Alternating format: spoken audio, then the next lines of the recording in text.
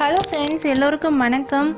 இன்றைக்கி நான் கேப்பை ரொட்டி எப்படி செய்கிறது அப்படின்னு சொல்ல போகிறேன். கேப்பையில் பார்த்திங்கன்னா விட்டமின் பி காம்ப்ளெக்ஸ் ப்ளஸ் இதில் கால்சியம் ரொம்ப ஜாஸ்தி இருக்குது. ஸோ வாரத்தில் ஒரு தடவை கேப்பையை நம்ம உணவில் சேர்த்துக்கிறது மூலமாக கால்சியம் பவர் பார்த்திங்கன்னா நம்ம ரத்தத்தில் அதிகரிச்சிட்ருக்கும்.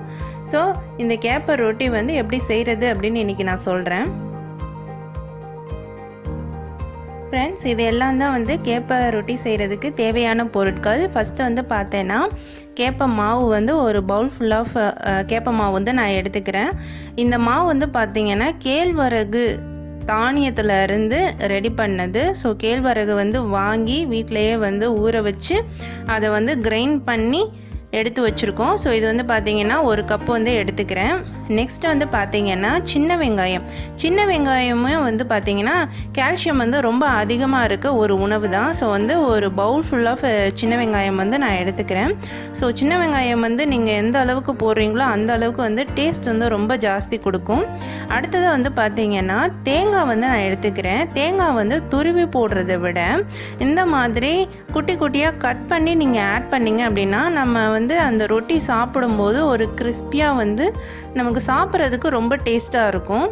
ஸோ இது பார்த்திங்கன்னா தேங்காயில் பின்னாடி இருக்கிற அந்த தோல் எல்லாத்தையும் பீல் பண்ணிவிட்டு குட்டி குட்டியாக கட் பண்ணி எடுத்திருக்கேன்.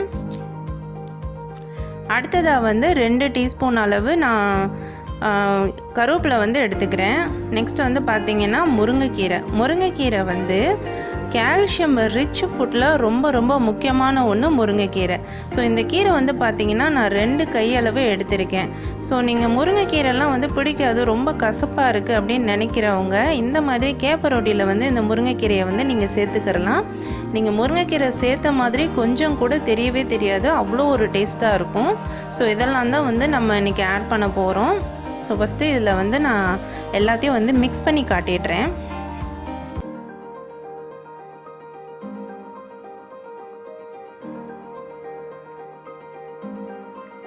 ஸோ ஃப்ரெண்ட்ஸ், ஒரு சின்ன பவுல் எடுத்துக்கோங்க. இது எல்லாத்தையும் மிக்ஸ் பண்ணுறதுக்கு. ஃபஸ்ட்டு நான் இந்த கேப்பை மாவை இதில் கொட்டிடுறேன். கேப்பை மாவு நீங்கள் பிசையும் போது ஒரு வார்ம் வாட்டர் யூஸ் பண்ணி நீங்கள் மாவு பிசைங்க. எந்த மாவு நீங்கள் பிசைகிறதா இருந்தாலுமே லைட்டாக தண்ணியை ஹீட் பண்ணி அதை யூஸ் பண்ணி நீங்கள் இதை மிக்ஸ் பண்ணுங்கள். எதுக்காக இந்த வார்ம் வாட்டர் நம்ம ஆட் பண்ணுறோம் அப்படின்னா மாவு பார்த்திங்கன்னா கொஞ்சம் நல்லா பொறுமி வரும். ப்ளஸ் பார்த்திங்கன்னா அந்த ரொட்டியும் பார்த்திங்கன்னா ரொம்ப சாஃப்டாக இருக்கும். அதுக்காக தான் நம்ம வார்ம் வாட்டர் ஆட் பண்ணிக்கிறோம். ஸோ நிறைய தண்ணி ஊற்றிடாமல் கொஞ்சமாக மட்டும் தண்ணி ஊற்றி நான் லைட்டாக இதை மிக்ஸ் பண்ணியிருக்கேன். நெக்ஸ்ட்டு நான் மற்ற இன்க்ரீடியண்ட் எல்லாத்தையும் இதில் ஆட் பண்ணிக்கிறேன். ஸோ ஃப்ரெண்ட்ஸ், இந்த ரொட்டி பார்த்திங்கன்னா ரொம்ப ரொம்ப கால்சியம் ரிச் ஃபுட்டில் இது முக்கியமான ஒன்று.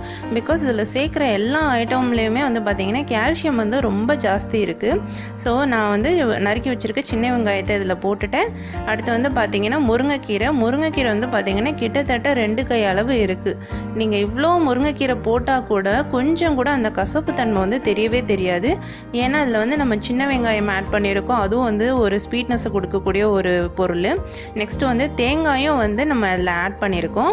ப்ளஸ் ஃப்ரெண்ட்ஸ், இங்கே பார்த்தீங்கன்னா நான் இதில் பச்சை மிளகாய் ஆட் பண்ண கிடையாது. அதுக்கு பதிலாக மிளகு சீரகம் ஆட் பண்ணுறேன். சீரகம் 1 ஸ்பூன் அளவும் மிளகு 1/2 டேபிள் ஸ்பூன் அளவும் எடுத்து அதை லைட்டாக நுணுக்கி இதில் ஆட் பண்ணுறேன். ஸோ இந்த காரமே நமக்கு போதுமான அளவாக இருக்கும். நெக்ஸ்ட் தேவையான அளவு உப்பு போட்டிருக்கேன், கருவேப்பிலையும் போட்டிருக்கேன். ஃப்ரெண்ட்ஸ், இது எல்லாத்தையும் நான் மிக்ஸ் பண்ணி எடுத்துக்க போகிறேன். ஸோ இப்போ நீங்கள் கொஞ்சம் கொஞ்சமாக தண்ணியை ஆட் பண்ணி இது மிக்ஸ் பண்ணிக்கோங்க.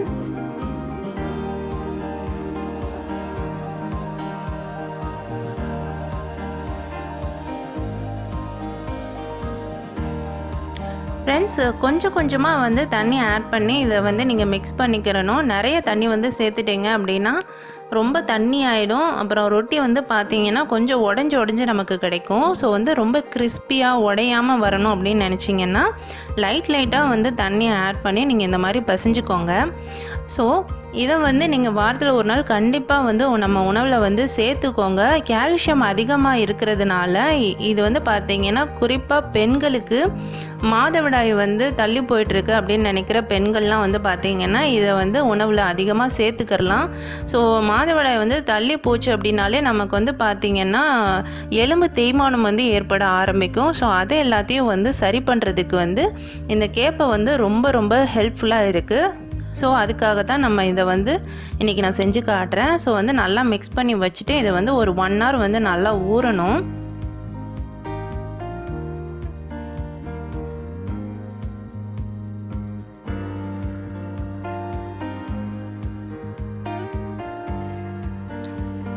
ஃப்ரெண்ட்ஸ், இந்த ரொட்டி செய்கிறதுக்கு நான் ஒரு இரும்பு தோசைக்கல் வந்து எடுத்துக்கிறேன். நீங்கள் இந்த மாதிரி ஹெல்த்தியான ஃபுட்டு வந்து செய்யும்போது இரும்பு கல்லில் வந்து செஞ்சீங்க அப்படின்னா இன்னும் வந்து நமக்கு ரொம்ப சூப்பராக இருக்கும்.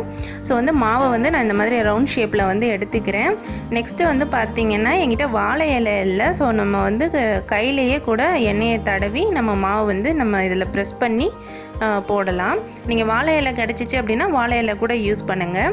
ஸோ கையில் வந்து கொஞ்சமாக நல்லெண்ணெய் வந்து தடவிருக்கேன். தடவி மாவு வந்து இந்த மாதிரி ப்ரெஸ் பண்ணிக்கிறேன். அப்படியே வந்து போட்டிங்க அப்படின்னா உடஞ்சிரும். ஸோ அதுக்காக தான் வந்து நான் இந்த மாதிரி வந்து போடுறேன். அவ்வளோதான். இப்போ வந்து பார்த்திங்கன்னா தோசைக்கல்லையும் வந்து கொஞ்சமாக வந்து நான் எண்ணெய் வந்து அப்ளை பண்ணிக்கிறேன். நெக்ஸ்ட்டு இந்த மாவு வந்து நம்ம அப்படியே வந்து திருப்பி அதில் வந்து போட்டுடலாம்.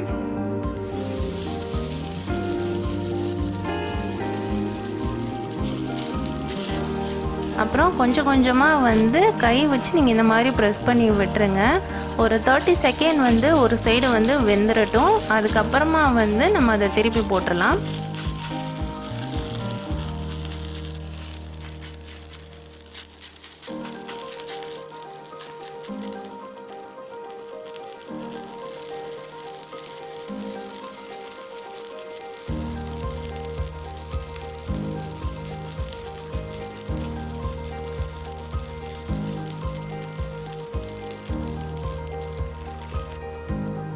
இந்த மாதிரி ஒரு ஃப்ளாட்டான கரண்டியை வச்சு நீங்கள் திருப்பி போடுங்க.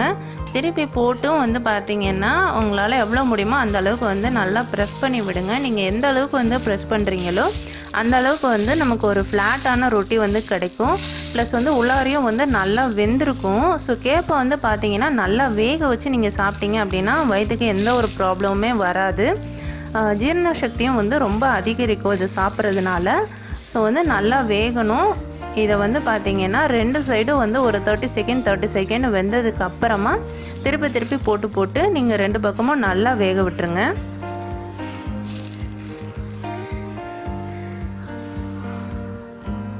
ஃப்ரெண்ட்ஸ், நல்லா வெந்துருச்சு. நான் வந்து இதை ஒரு 2-3 நிமிஷம் நல்லா வேக வச்சுருக்கேன். இப்போ பார்த்திங்கன்னா இந்த நம்ம சேர்த்த வெங்காயம் அப்புறம் அந்த முருங்கைக்கீரைலாம் வந்து பார்த்திங்கன்னா நல்லா வெந்து ஒரு ப்ரௌனிஷான கலருக்கு வந்து வந்திருக்கும். ஸோ இப்போ வந்து இது வெந்துருச்சு. இதை நம்ம வந்து ஒரு பவுலில் வந்து ட்ரான்ஸ்ஃபர் பண்ணிடலாம்.